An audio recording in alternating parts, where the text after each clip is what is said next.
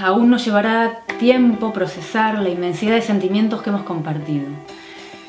Gracias al universo por habernos encontrado en un mismo espacio para crear algo hermoso.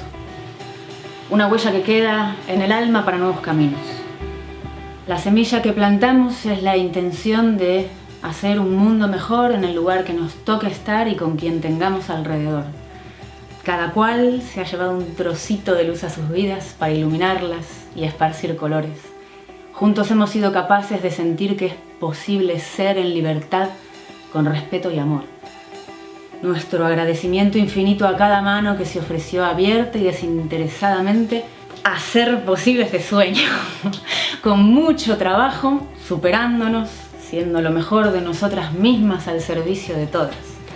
Buscando la armonía tantas veces, aprendiendo con naturalidad el fluir de las cosas aun cuando van mal. Apoyarnos, confiarnos, crecer, cuidarnos.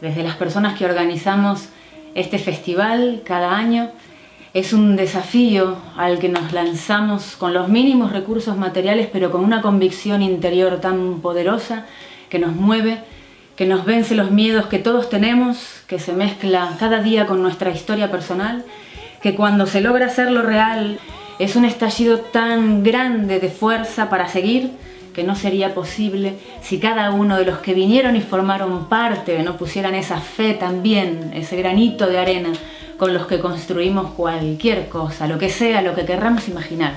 Ahora la vida continúa, pero queda ese registro, esa frecuencia más alta para existir y para vibrar, porque nos lo recordamos con corazón cada vez que nos volvemos a encontrar.